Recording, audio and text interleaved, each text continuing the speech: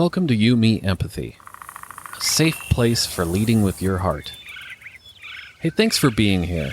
You, Me, Empathy is the official podcast of the Feely Human Collective, a collaborative mental health community designed to empower each of us to grow our capacity for empathy, vulnerability, and emotional wayfinding. Just a friendly reminder that this podcast is for educational and entertainment purposes only and is not a substitute for medical advice, diagnosis, or treatment.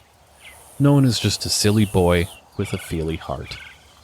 You can support the show by leaving a review in Apple Podcasts, following us on social media at Yumi Empathy and Feely Human, and joining the Feely Human Collective community at feelyhuman.co. And now your host, Known Wells. Hello, Feely Humans. Welcome to another episode of your favorite mental health podcast. Well, maybe it's number two. Maybe the number one podcast is Puppies and Lollipops. Oh, gosh, I wish that existed, don't you? Anyways, this is Yumi Empathy. My name is Known Wells. This is episode 153 on Empowered Empathy with Miss Danielle. Danielle is someone who's been on the show before, from back in December of 2018. She was called Danny Star then. We talk about that change, and we also talk about figuring out who we are unburdened by expectation. We talk about grieving the loss of her father during a pandemic. The new podcast that Danielle's doing called Help a Human Out from Still Kickin', the organization that was founded by Nora McInerney. And we also talk about, again, going from empathy to empowered empathy. What does that mean? You got to listen to find out. That was weird voice. But anyways, I loved this conversation. Danielle is, I don't know, I just, like, she's one of our own. She's so lovely, so heartfelt, so sweet, so talented. Go subscribe to her new podcast, Help a Human Out. It's wonderful. I just really enjoyed this conversation. We got deep, and we talk about a lot, and it's wonderful, and I loved it. And I hope you love it too. Before we get to the episode, though, I wanted to say two very big announcements. One being the Feely Human Collective shop is 20% off for the rest of the year. 20% off for the rest of the year. If you go to feelyhuman.co and you go to the shop, use the code FEELY20. That's FEELY 20, and you get 20% off. Please, if you're doing some holiday shopping, Christmas shopping, whatever, and you want to get some pins, stickers, t-shirts, we have a couple of art collabs in there as well. Support me in the work I do. That's a great way to do that, and make the world a little feelier, which is wonderful, right? You got to make the world more feely. And give a feely pin to your family, your extended family. Buy 100 of them. That would be wonderful. No, I'm being silly, but truly, if you want a cool shirt or a cool pin, some stickers, check out the shop. I appreciate it. If you go to feelyhuman.co/shop. And again, it's 20% off for the rest of 2020. Use code FEELY20. The other big announcement is that this podcast is on Patreon. Patreon's a way to support me, again, and the work I do on an ongoing basis. And you get bonus episodes and also monthly Zoom hangs. You can see my face, my silly, deeply unsettling face. You can see it once a month on Zoom, and you get bonus episodes every month. And there's other fun perks as well. So if you have a few bucks and you want to support me every month, that would be wonderful. I'd love you for it. If you go to Patreon, that's patreon.com/feelyhuman. The link to that is also in the show notes for this episode and on the site, feelyhuman.co. Please support me on Patreon, patreon.com/feelyhuman. And the last announcement I'll make is also deeply self-serving. If you enjoy this podcast, please leave a rating and review on Apple Podcasts. The more reviews I get, the more people see the show, and that means more empathy and feelings in the world. And gotta have feelings. Everyone has feelings. We all have mental health. We need to talk about it. So if you enjoy this show, please leave a rating and review in Apple Podcasts. I love you forever. Thank you. And let's get to the episode. This is episode 153, like I said before, on Empowered Empathy with Miss Danielle.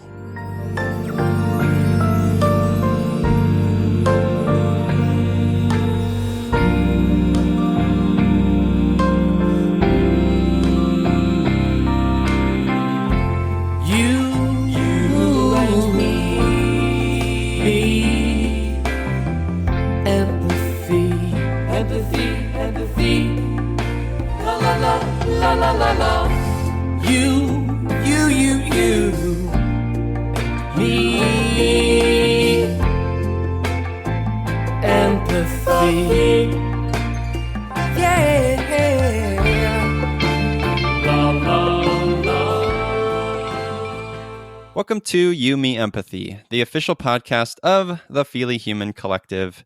On this show, we explore the struggles, the triumphs, the brights, and the darks we face as humans trying to get by on this wondrous and overwhelming pale blue dot.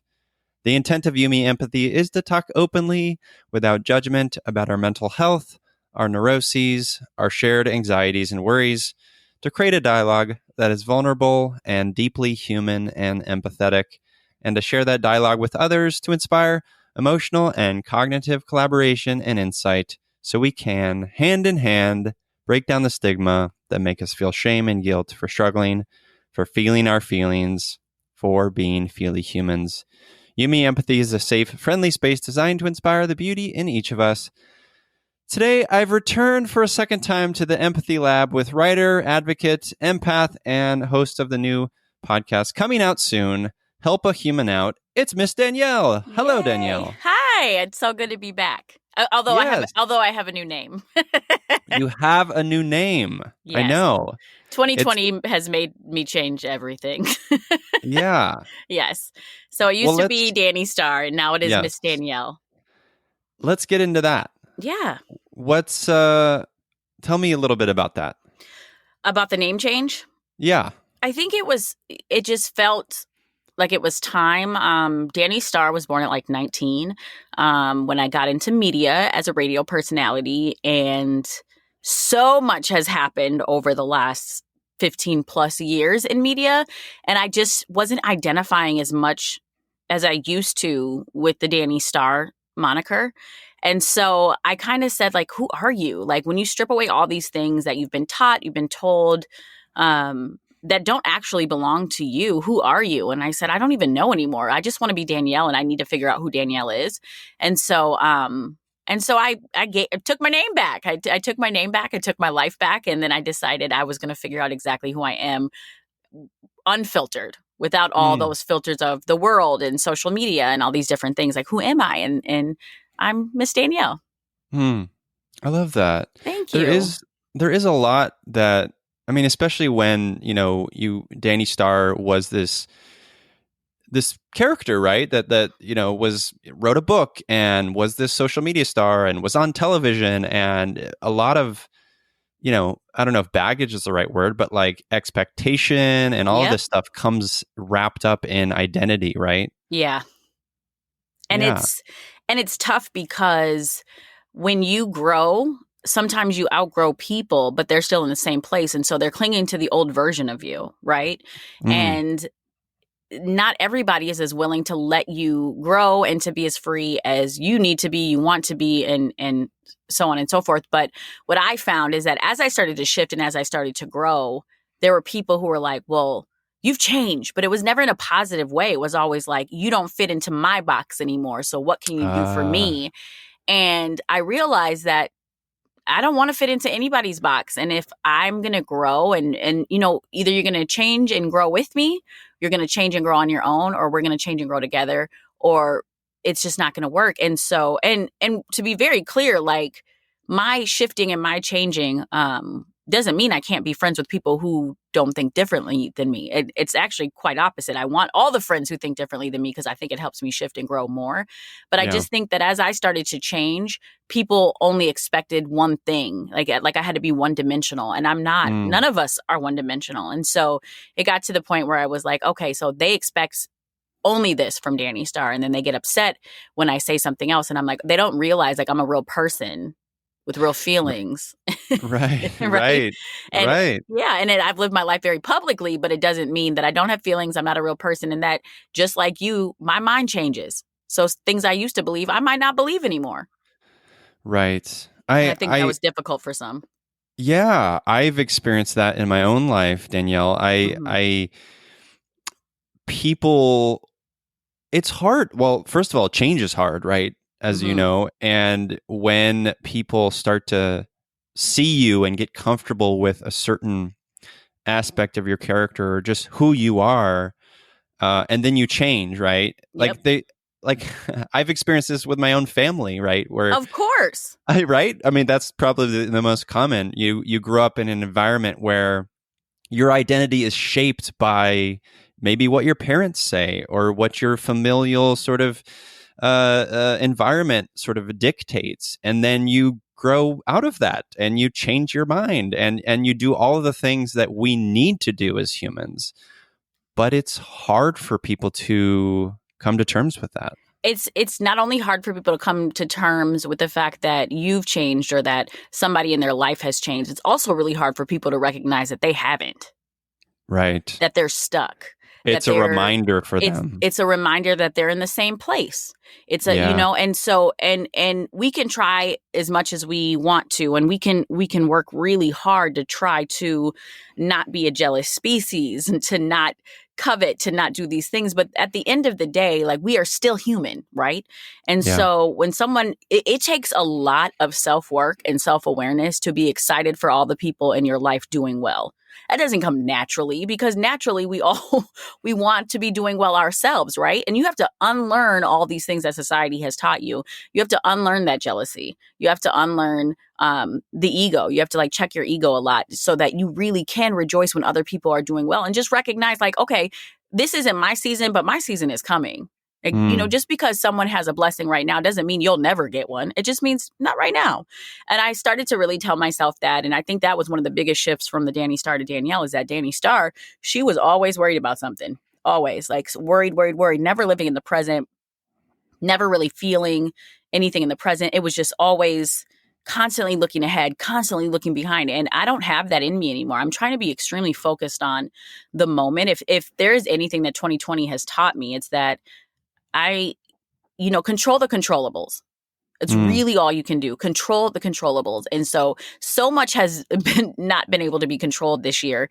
And I keep telling myself, control the controllables. And that's all you can do. And so it's made me be a lot more present in my life. And as a result, I feel just much more grounded and more safe in my mental health and just in general. And so I highly, highly recommend it. You just gotta control the controllables, and whatever you can't, you gotta let it go. Just breathe that out. That is so. I mean, the more I grow into myself and do the work on myself and read and learn and learn from all the greats, Buddha and all these people that I read about, right? And presence is seemingly this universal piece of healing that I keep coming back to. And it's certainly something that is brought up on this podcast a lot, because as it pertains to mental health, there's so much discordance with the universe when we're trying to fret about the future. We're future tripping, or we're past tripping, or whatever it may be. Yep. And all we have is now, Absolutely. I just think, the moment right now, especially now, if people have not shifted, or if they're not in the process of shifting in the weirdest year that I've ever experienced, I feel like you're missing whatever lesson the universe is trying to give us right now. I just feel like there's so much happening in the world right now, on a political level, on an environmental level, on a racial level. There's just like so many things happening. And if you're Yeah. not growing at all, if you're not shifting, if you are in the exact same place that you were coming into 2020, you're missing the lesson 100%. There's every part of my being believes that there is some lesson in all of this. And we might not all get there the same way. And the lesson might not be the same for all of us, because who am I to know that? But I do know that if you can manage to get through this year and you have not changed at all, I definitely know you're missing a lesson. I agree. I think you hit the nail on the head when you said to be human is certainly to be growing, is to be challenging ourselves, is to get uncomfortable. Change is really the only constant, like really. Yeah. And it's interesting to me that people are like, never change, or what? Like, aren't we supposed to? If I'm the same exact person when I started than when I finished, then what the hell did I do it for anyway? Indeed. I agree. I just love that that we are able to change and we don't have to be stuck. But I think a lot of people forget that often. Well, I think, it goes back to discomfort, right? And change is hard, right? Mm-hmm. But it's the constant. It's hard, but it's also the constant. It's like these two truths at once. And, I know, and you know very well, Danielle, that like in that discomfort is where we're really finding such beautiful, enriching meaning and growth for ourselves, for our relationships, for our hearts, all of it. But you have to be willing to go there. But it's scary. Mm-hmm. And I get that. It's really scary. It's fear, and fear cripples people. If you're scared of something, or you're in fear, the fight, flight, or freeze response is real. And a lot of people freeze. Yeah. A lot of people freeze. And if you're not going to freeze, what are you going to do? You're going to run. Everybody doesn't take that road less traveled of fighting through it, And I think that when people start to really realize that the fight through it is going to lead to the greater outcome anyway, then it will help them not freeze, and it will also help them not to run. Right? Yeah. Yeah. Just fight through that, because that lesson and that shift is going to be something magical. I really believe that. We can't go through all these insane things just because. I don't believe that. And if I believe that, then how could I survive? How could I survive this year, the things that we've been through, and even more, just how could I have survived all of those horrible things that have happened? I couldn't, unless I really believe that it's leading me to something better, greater, a better understanding of myself, a better understanding of the world and people in general. And that's how I think I make it through everything, because I actually believe that now. I used to say it, but now I believe it, and there's a big difference. Yeah, so I'm interested in that, like your transition and you used to saying these things and maybe not believing them, and now believing them. Like what has transgressed? Like what has happened since that time, since maybe when you were Danny Starr and now you're Miss Danielle? Like what were there specific moments, sort of, tell me about some of those things. Absolutely. I think that it's so weird to say this because it sounds really awful, but I promise you the ending is nice. It took a lot of loss. It took a lot of trauma to get here. And, sometimes trauma can really break you. And if you're lucky, you can take those like broken pieces and put them back together, and you're kind of like a mosaic of yourself. Now, I like the mosaic that I've become. Like, I like the broken pieces, because the broken pieces led to resilience. The broken pieces led to new perspective. And the broken pieces also led to freedom. And that is something I had never felt. So in the beginning of actually January 1st, 2019, I miscarried my son. And I had never had an experience like that. I had never had a loss like that, and the whole life and death cycle was inside of me. And I don't know what that does to everyone, but I can tell you what it did to me. And it was this unbelievable spiritual experience for me, because afterwards, I just kept feeling this presence everywhere around me. And I mean, it was so vivid and so real that I would look behind me as if somebody was following me. And I just kept looking behind me the whole time. And I started to realize, I was like, oh, I think this is my son. And all of a sudden, during that time, January 1st, 2019, until now, I have had the least amount of anxiety in my entire life. And I have been a Wow. highly anxious person my entire life.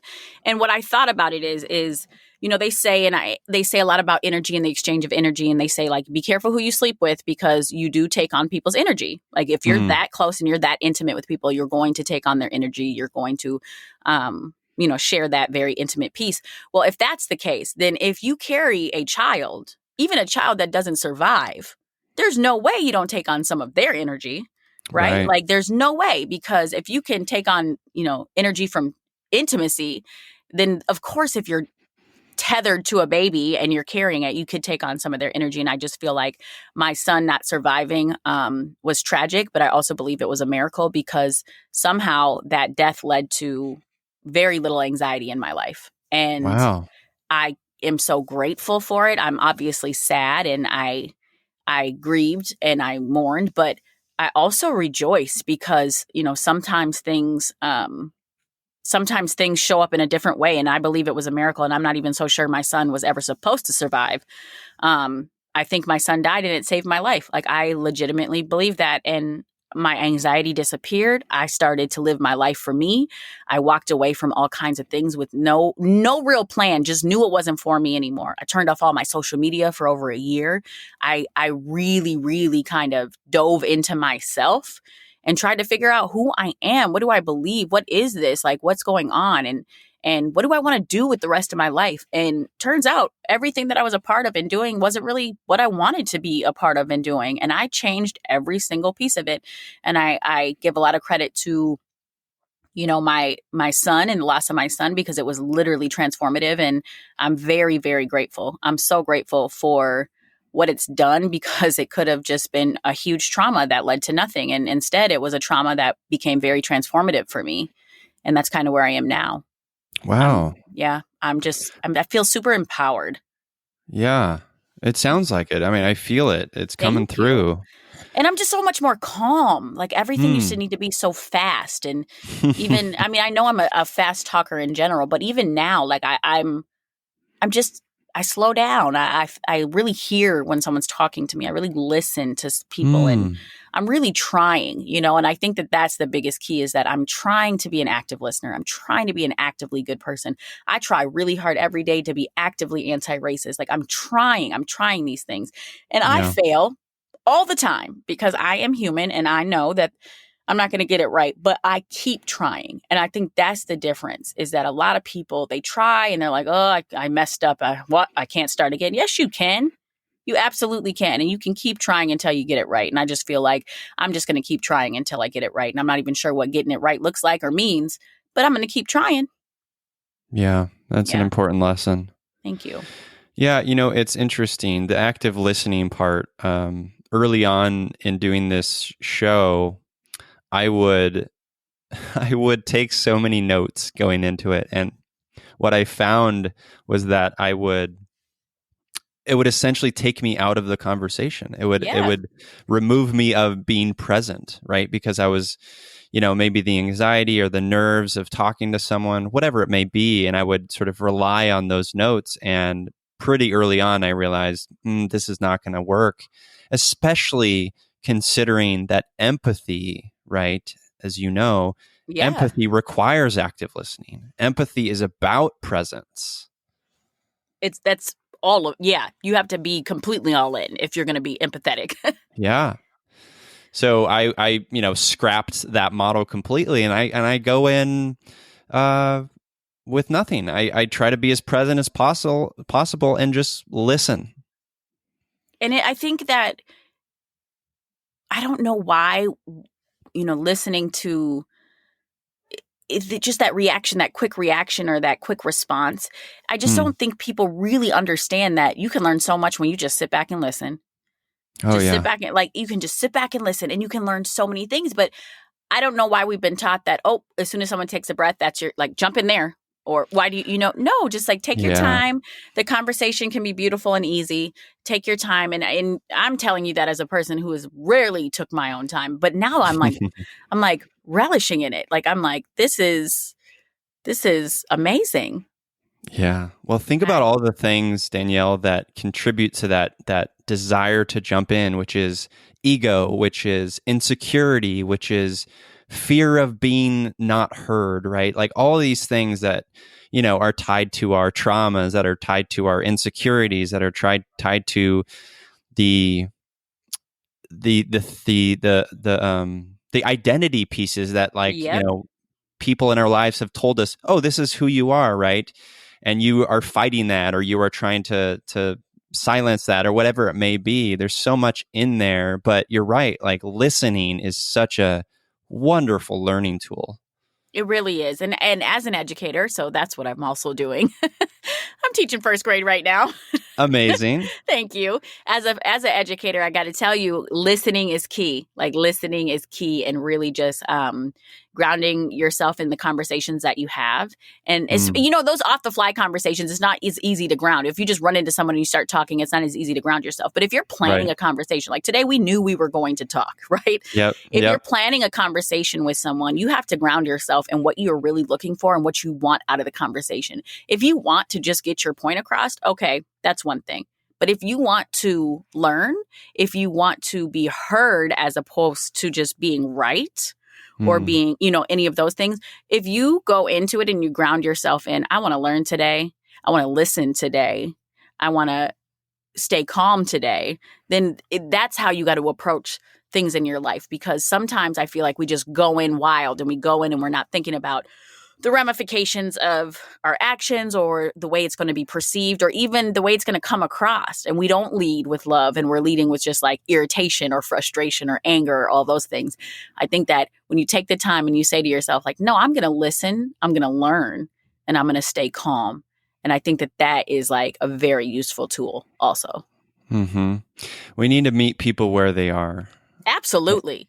And that's a hard thing to do. But I am here, Danielle, to listen to you, to learn, to allow you the space to share your voice, because I believe that your voice matters and I care about you.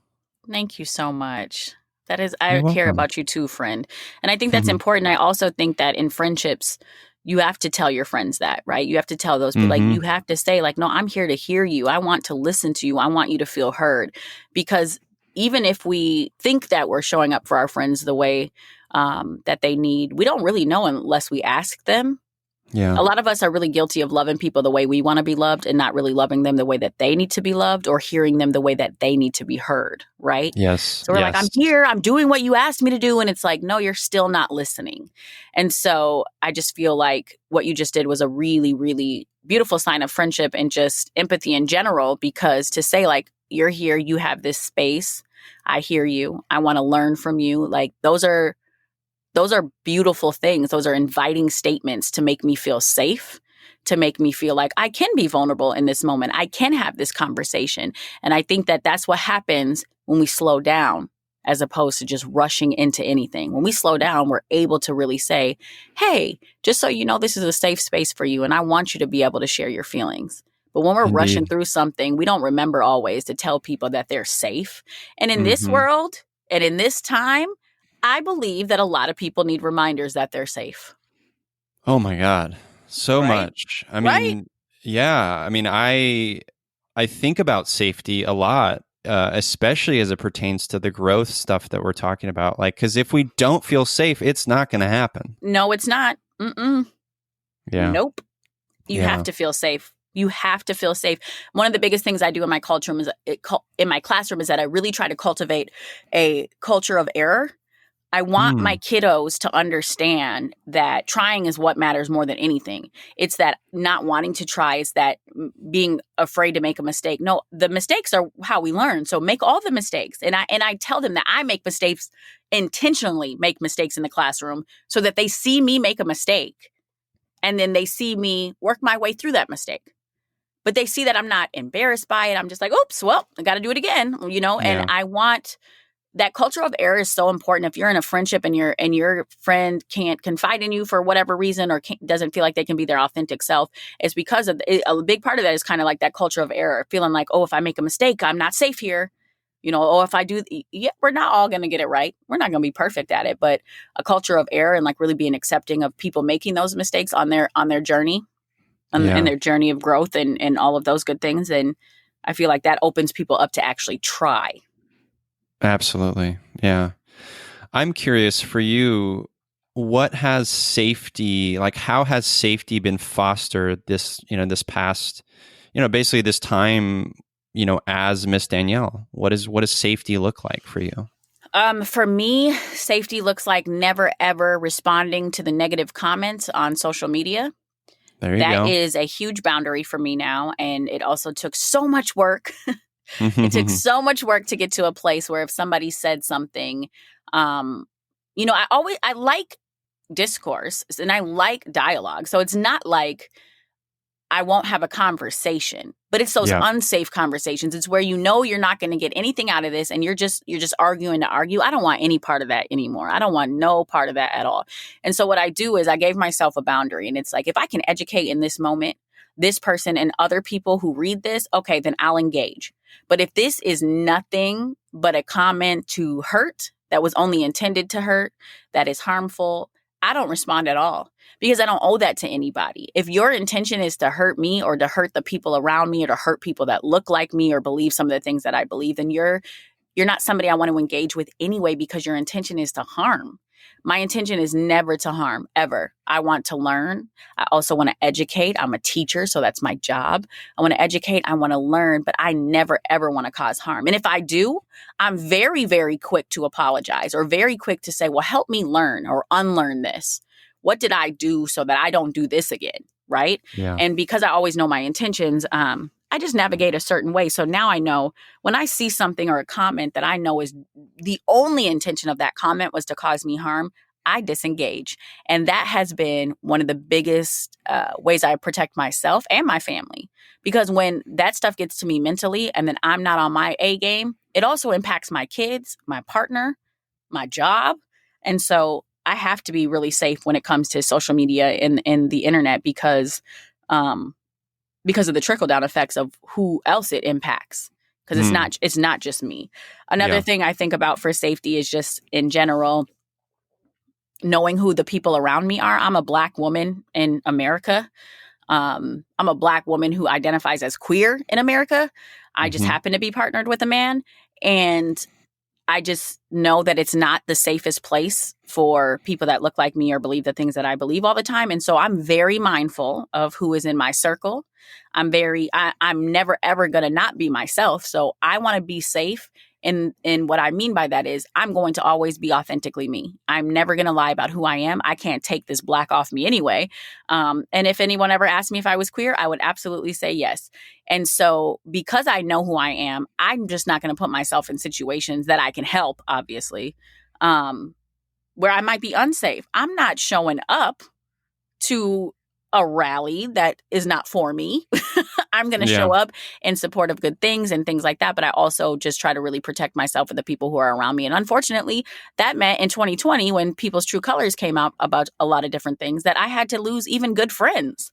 And it wasn't as simple as, oh, we disagree. It was, we disagree on human rights. We disagree on something that impacts my every single day. And that, that's just, there's no room really for conversation in that. But disagreeing is one thing, but disagreeing on human rights is just kind of where I draw the line.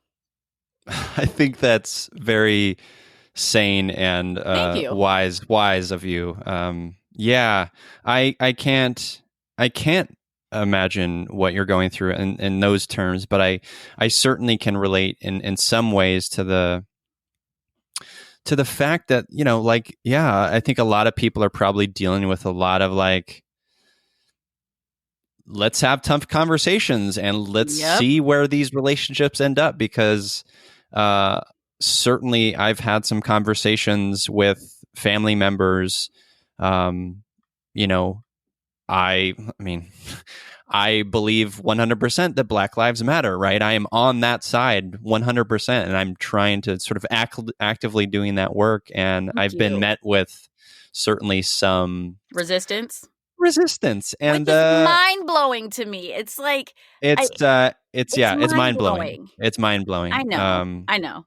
I don't get it. I can't even mentally understand. It's but I can stand up. I can say, no, you are absolutely incorrect, can. right? Mhm. And that is needed. Like that is the thing that is needed. It's actually more needed than you realize. Like, as a Black woman, I'm exhausted trying to fight for myself and the people who look like me. It is actually, it helps us breathe better. It helps me for sure. When I see a person who doesn't have to fight, fighting, Right. oh my God, what it does to my soul and my spirit. And I'm just so grateful. Like, the other day I was just driving down the street in my neighborhood and I saw an older white lady, and she was wearing a Black Lives Matter shirt. And I rolled my window down and put my head out and I said, thank you so much. She said, you don't have to thank me, but no problem.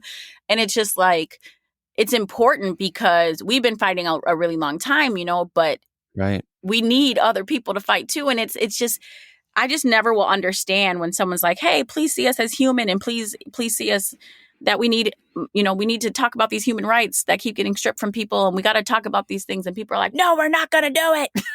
I'm like, okay, then no, thank you.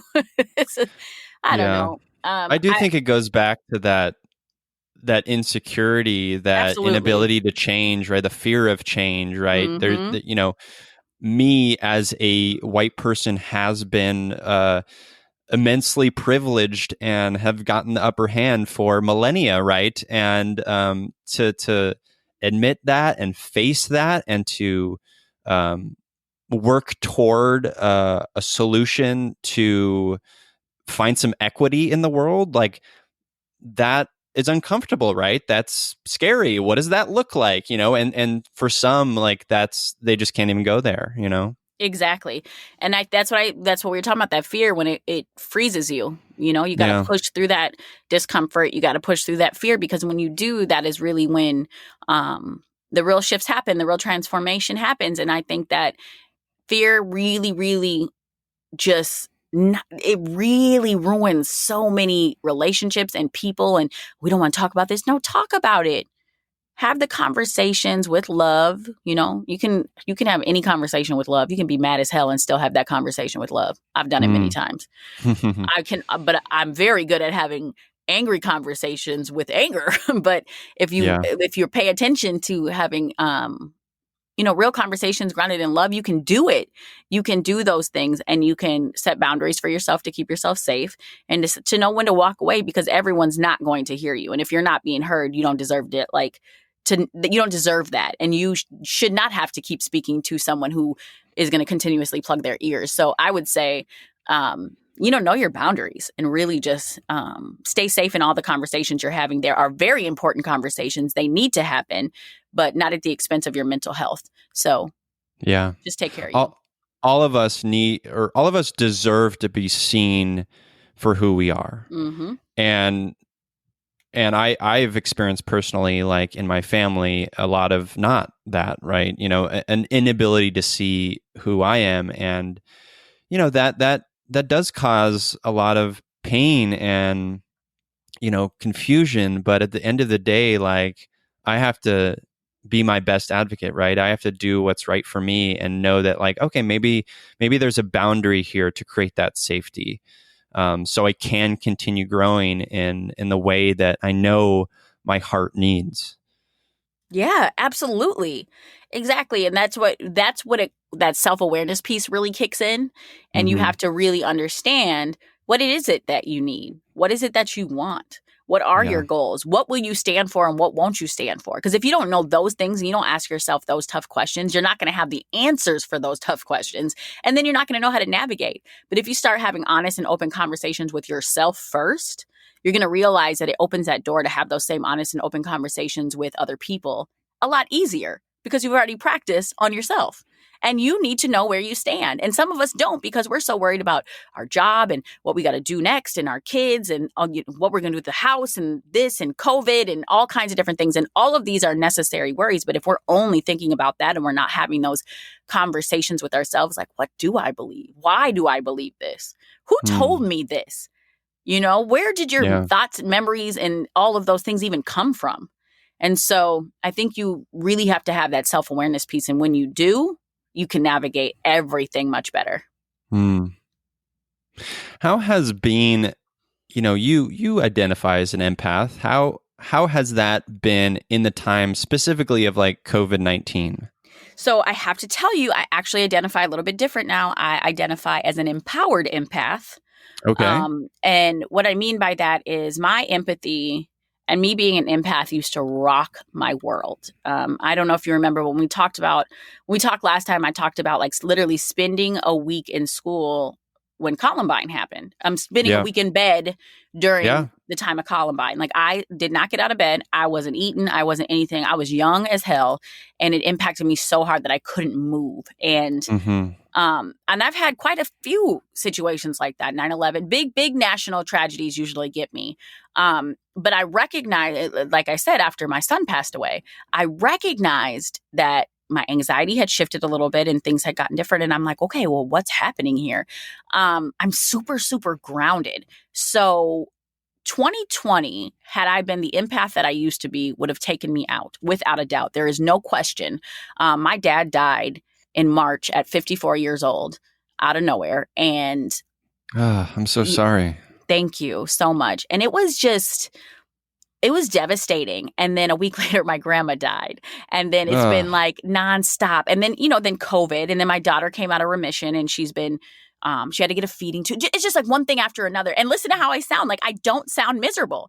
And I got to tell you, the reason why is because I'm not miserable, right? I really am not. And it's because, I knew when I watched George Floyd be murdered, I didn't watch the entire video because halfway through it, I couldn't. When he started calling for his mom, I couldn't. And I said, okay, no, I can't.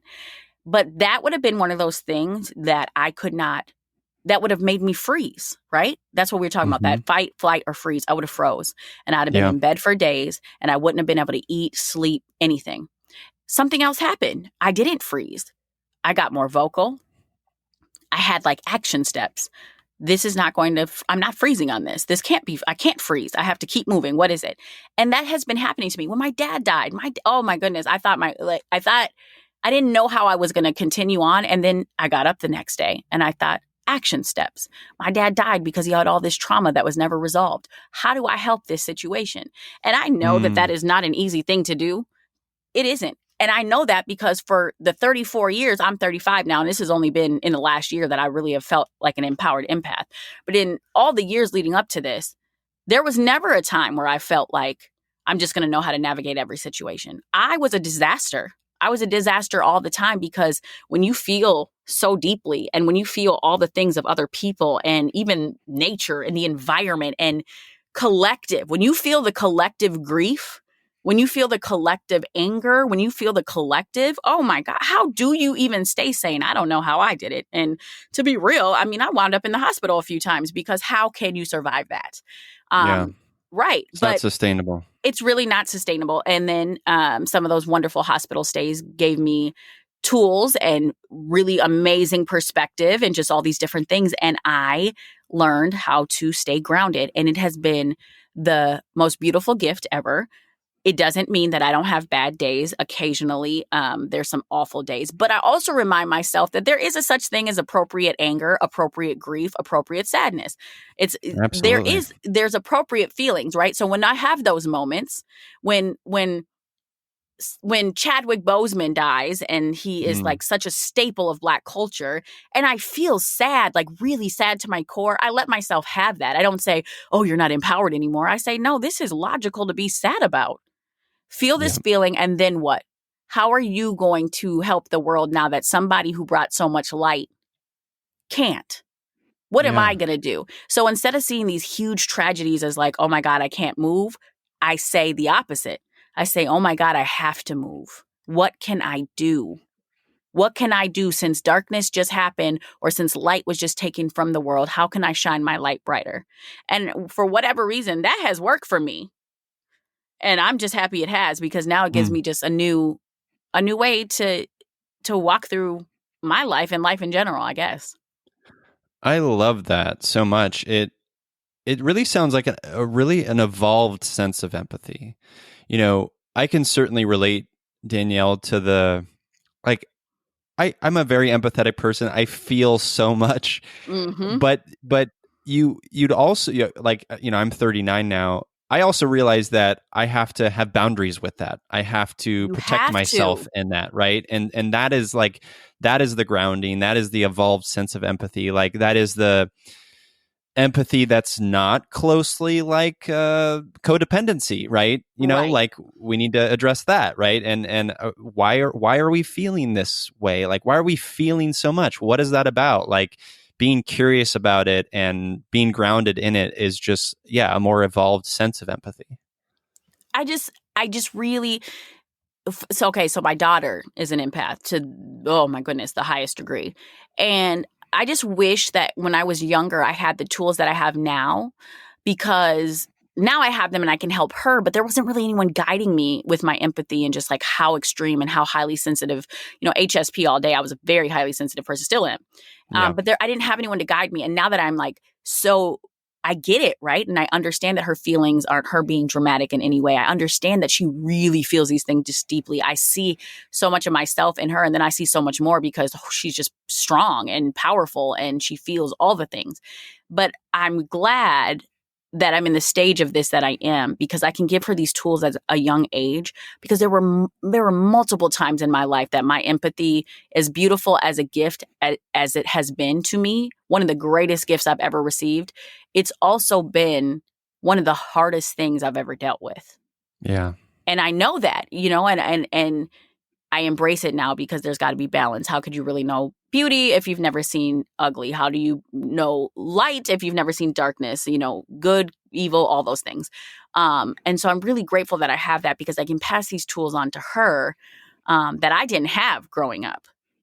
And I think like she's going to be okay from the get-go. But I struggled so much with my empathy, because people think of it, oh, you're just so sensitive. They don't understand. It is so much bigger than that. Now, if you talk to an empath, there's just like this common, you know, we know what it is. If somebody tells me I'm an empath, I feel everything. I don't question. I know what you mean. You don't Yeah. have to explain that to me or describe what that means. I got it. But when you tell someone who doesn't feel the way that we feel, they're just like, oh, just get over it. Or, oh, just don't care that much. They don't Right. understand that it is literally your soul, like the physical. You cannot not care, Yeah. right? We can't just turn Yeah. it off like that. And so that becoming empowered and being able to actually use it as a tool has been everything to me, because it used to really mess me up.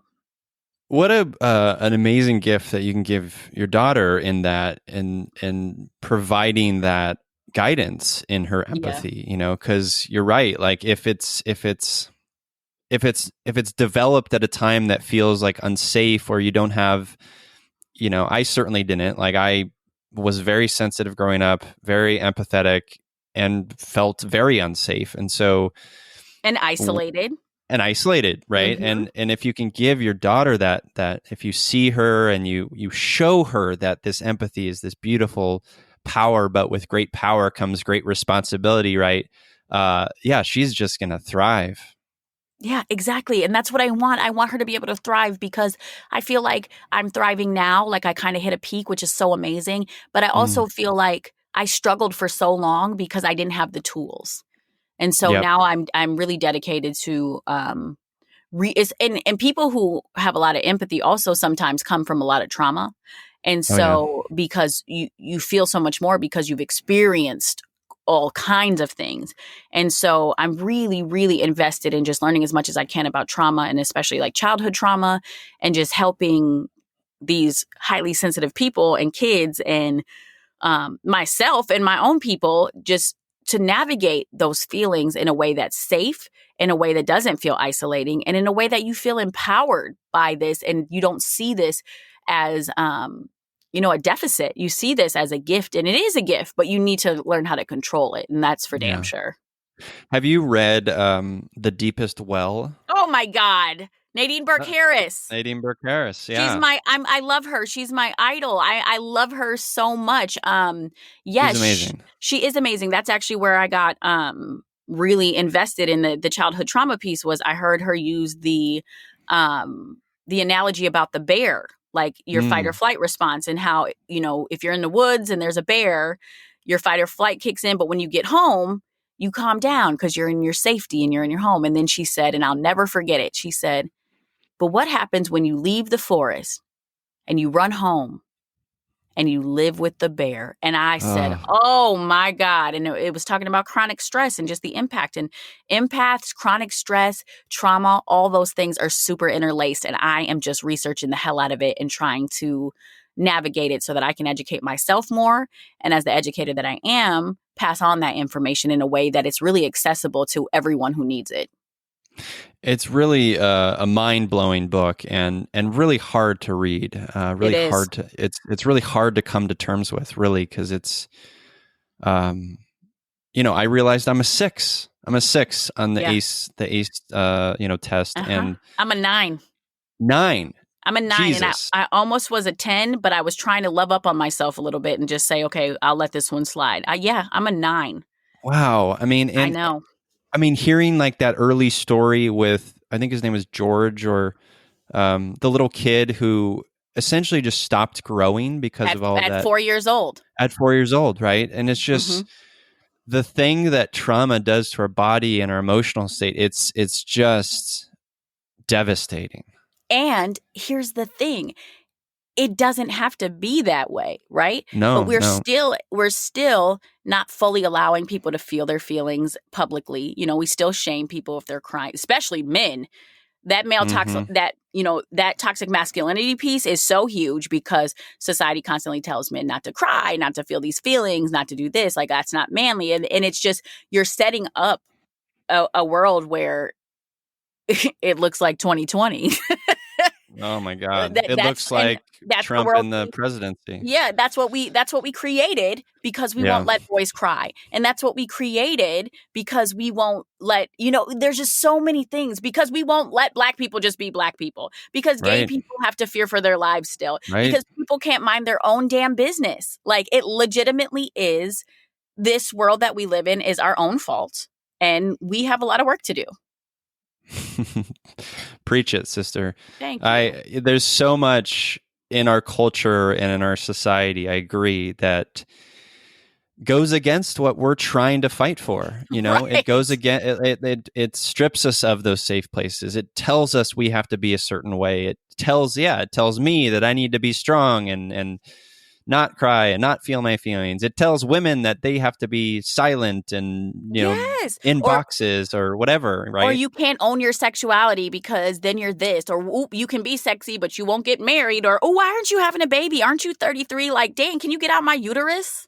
Yeah. Like, what is happening? It's unbelievable that still is the sort of residing sort of thought patterns that just exist in our culture so deeply. And that's why you are who you are, Danielle, and it's why you're making a difference in your communities and your spaces, and it's why I do this. It's like we need to enact change, and if it's one heart at a time, that's what we can do. I love that reminder.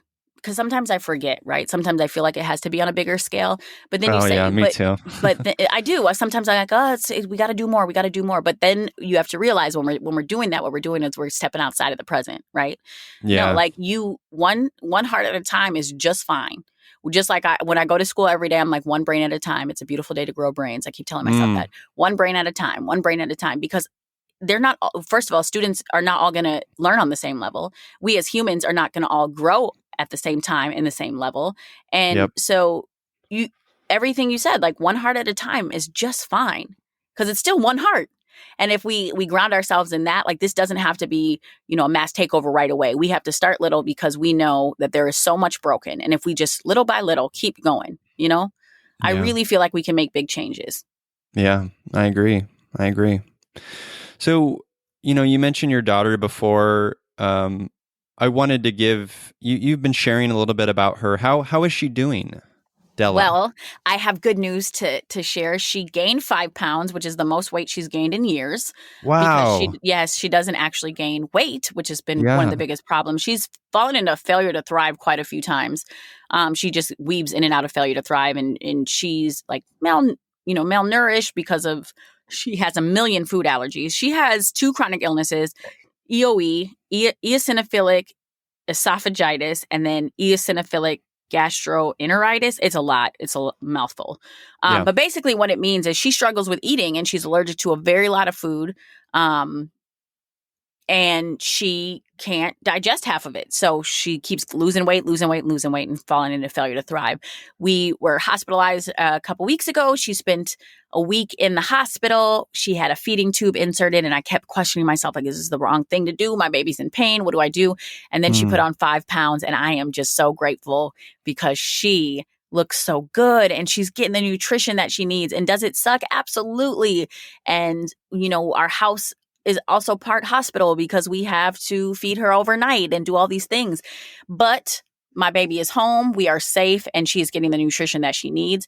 And again, that is that empowered empathy thing, that empowered empath thing, because when your baby is hurt, there is nothing in the world that hurts you worse than being connected to someone like that and them hurting.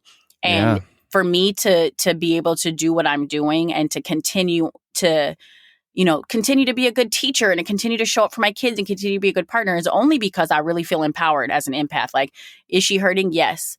What are we doing to fix it? We got her this feeding tube. We set up a whole hospital room in her bedroom. Like, we are making it happen. And so I'm not freezing. I'm being active. And because I'm not freezing, I feel better about it all. Yeah.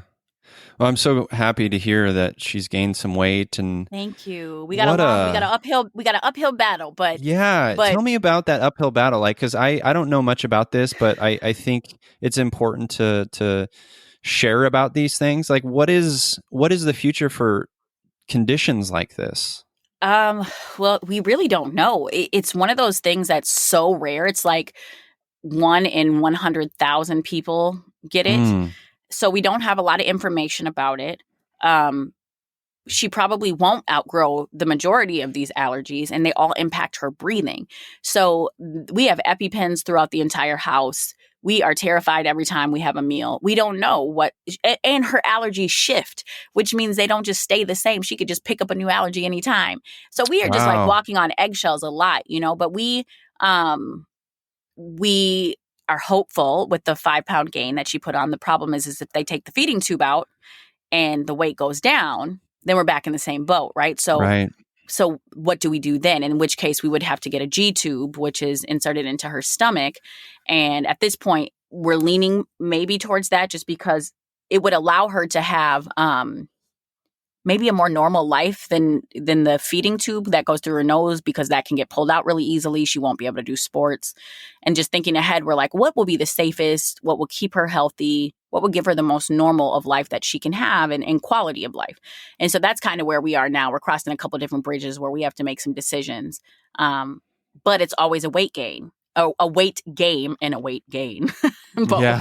It's both. It depends on what happens. And so we're kind of just waiting now to see the results of what happens when we don't have the feeding tube and what happens then. And I'm really just trying to keep her alive, because you have no idea how difficult it is to keep a child alive who's allergic to food. I don't. It's really hard. Yeah. Wow. It's really, really hard.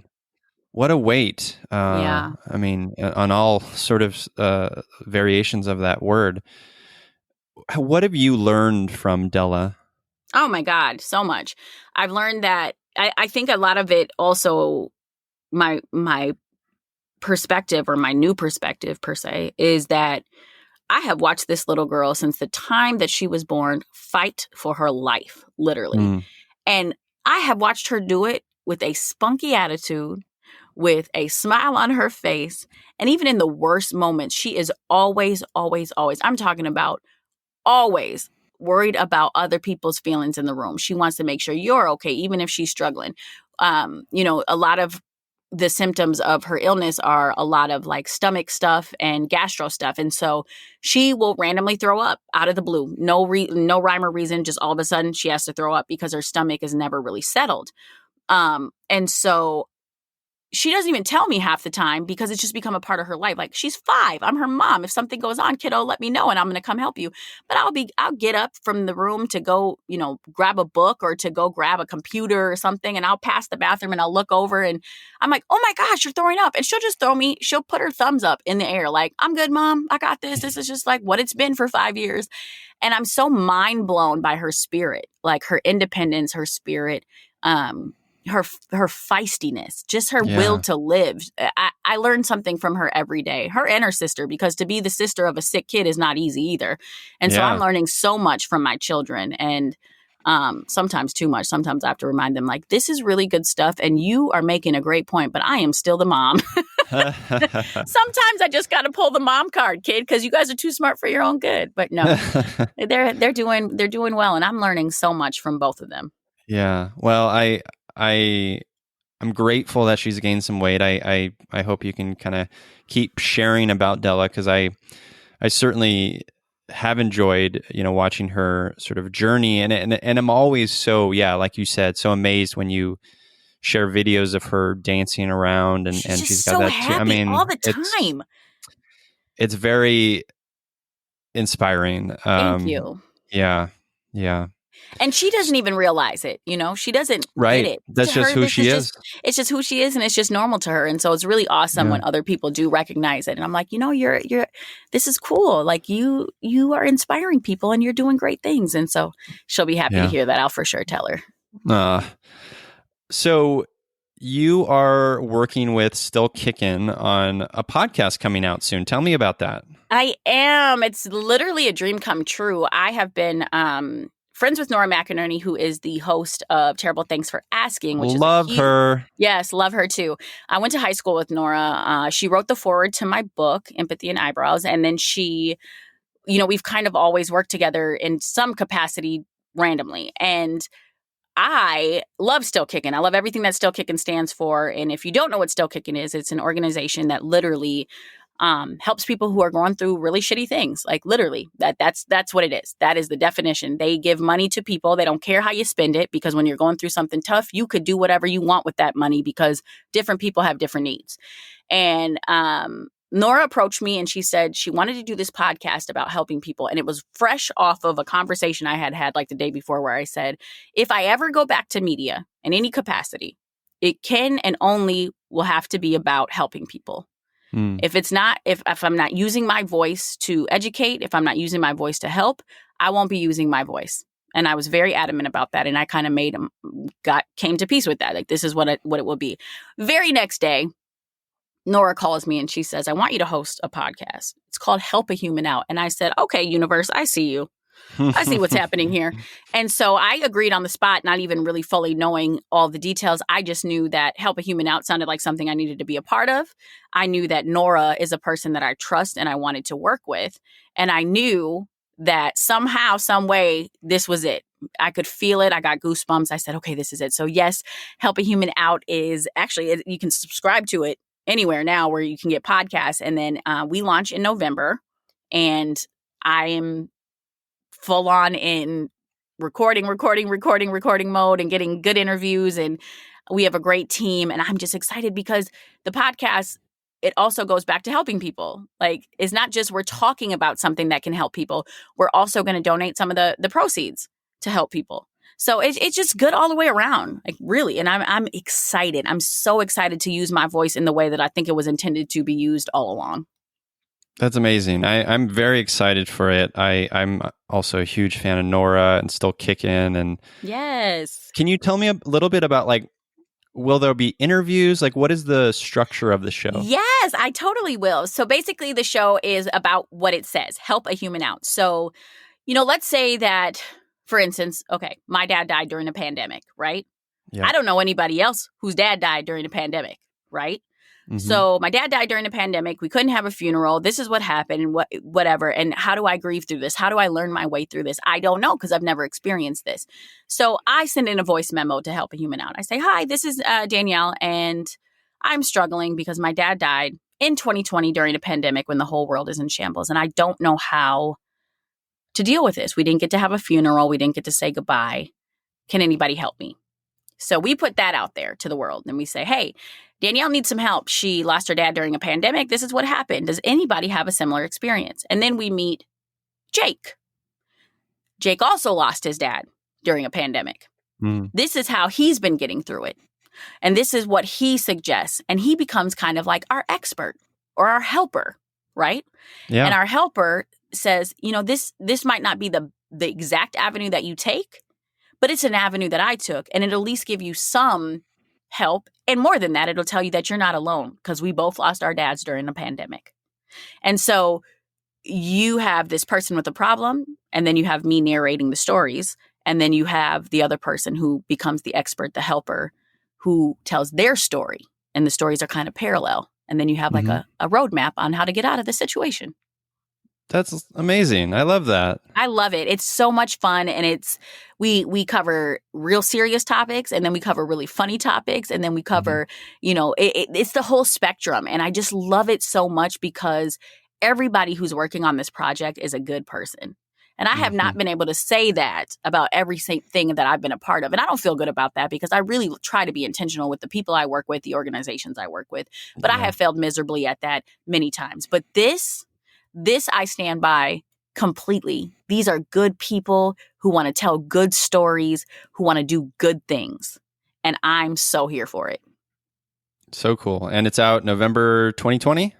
It is out November 2020. We are rocking and rolling. There'll actually be some like teaser episodes ahead of that.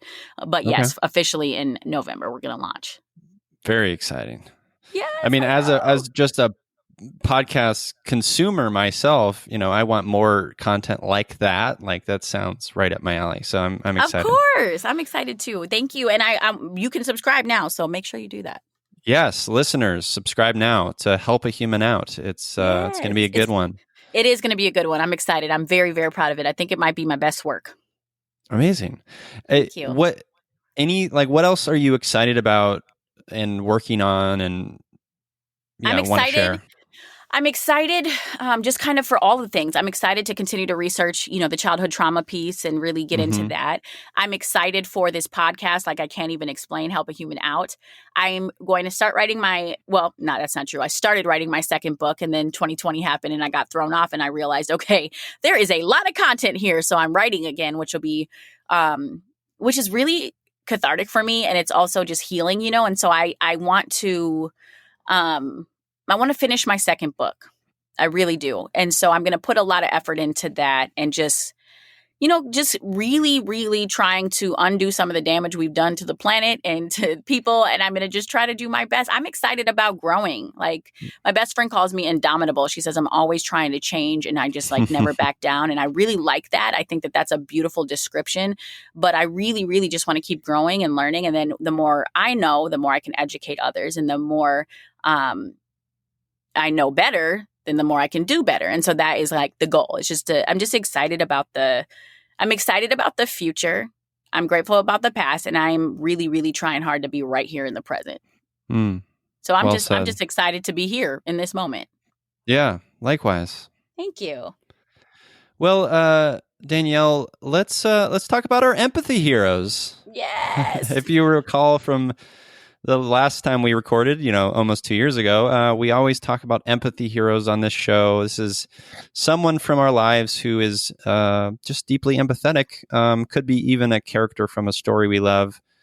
I'm going to go first to give you a moment to think about yours. Yeah.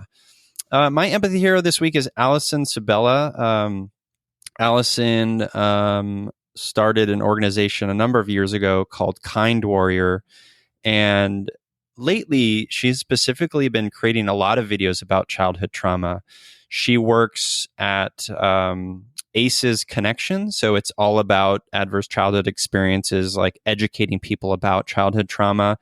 And lately, she has a new YouTube channel called Kind Warrior, and she's been just teaching people about childhood trauma and how to work through it and tools to grow through it and heal through it. And it's lovely and it's really empowering. And so Allison Sabella and Kind Warrior are my empathy heroes this week. Wow, I love that. Like, how awesome that you just brought up aces and all these things. And it's just like I swear the universe is just speaking to me right now. Like, this, you're supposed to Yes. hear all these things. These are reinforcing all the things. And I just appreciate it. Yeah. My empathy hero, this is a tough one. I got a couple, I think. I've been really, really appreciative of my daughter's empathy. And because it's a good reminder to me of like how I grew up and how my empathy wasn't always accepted in the way that or fostered.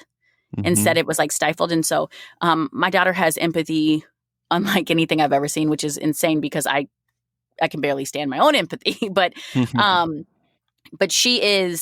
she cares about everything. She cares about the world. She cares about people.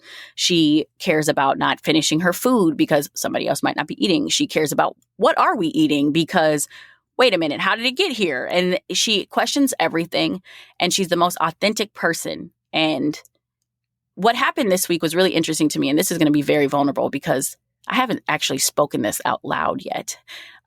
But what happened to me this week is that I kept thinking to myself, she's so quirky and she's so this and she's so that, not in a bad way, but just in a like, I notice, she's different.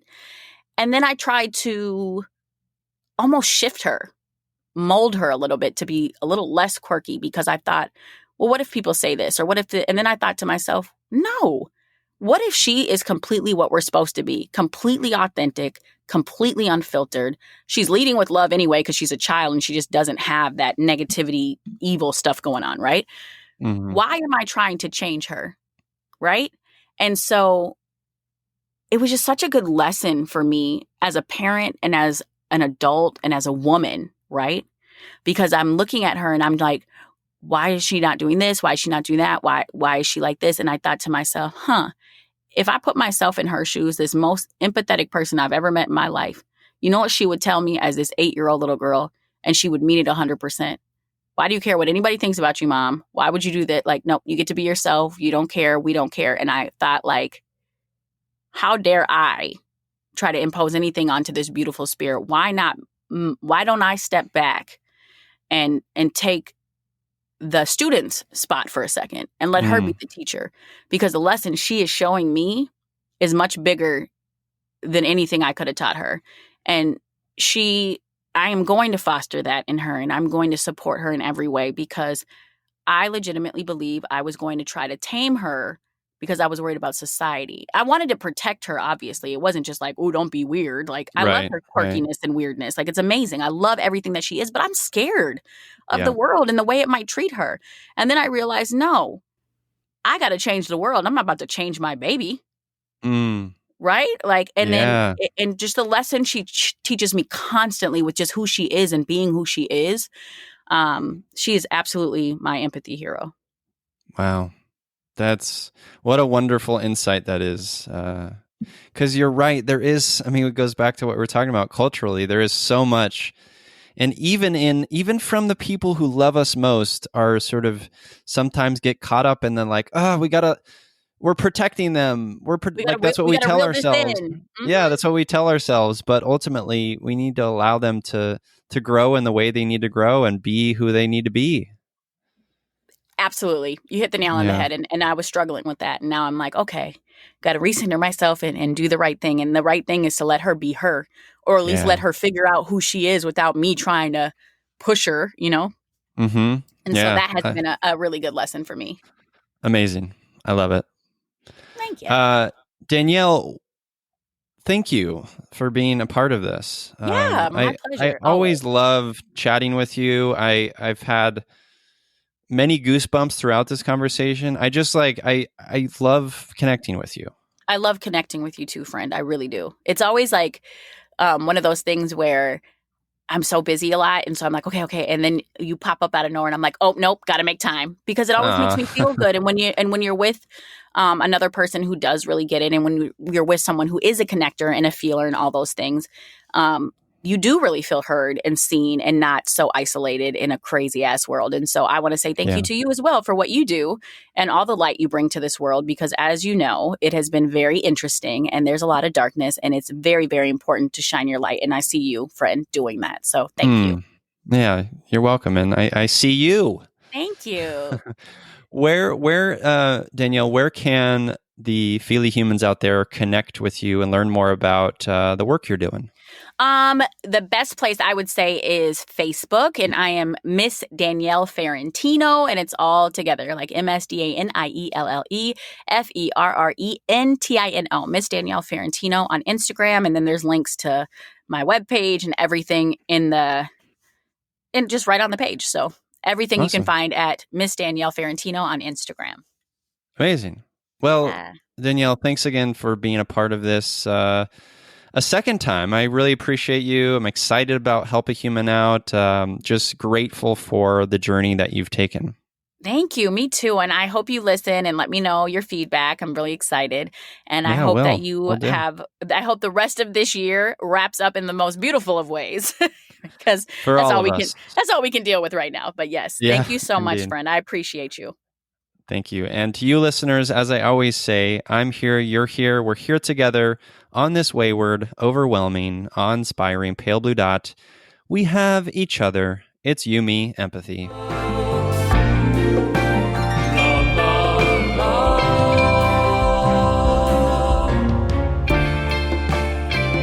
la, la.